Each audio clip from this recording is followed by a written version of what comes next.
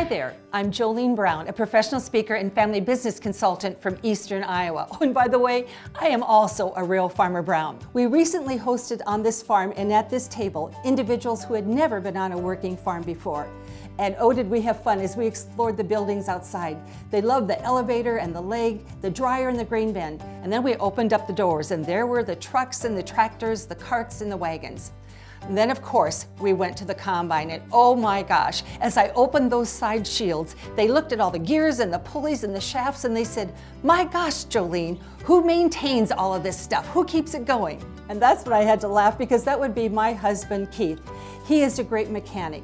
Not only does he do a lot of prevention work so we don't have the problems, but when there is one, he's inside there getting it fixed. And you can just count on it, at least once every harvest season, something is going to break down. But if I ever walk into the shop and I see that all the tools are on the floor and he's got all the tin off and he's inside banging away, I will hear these words. He mutters, "Gosh darn, I wish that blankety blank engineer who had designed this thing would have to come out here and fix it." And he's so right. It is so much easier to engineer and assemble than it is to fix. The same is true in a family business. Oh, we'll design it. We'll be so excited and bring another generation into the business.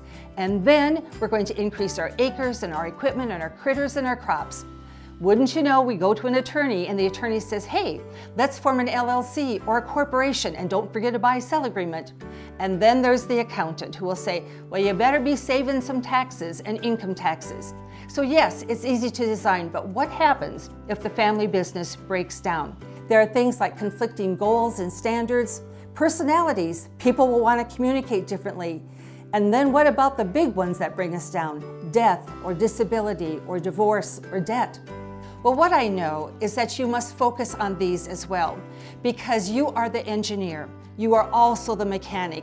And if you don't take care of these things ahead of time and as they bridge up, then you understand that your family business just might be in trouble. Work hard to keep it running smoothly. Let's honor the family by doing the business right. I hope to meet you at upcoming speaking events, but if I don't see you there, you can always go to my website, jolenebrown.com. You'll find a lot of resources, because together we need to honor our families and do the business right. Hi, I'm Dave Mowitz. Thanks for watching. If you like this video, hit subscribe right here if you haven't already, and click that little bell right here to be notified when we post a new video.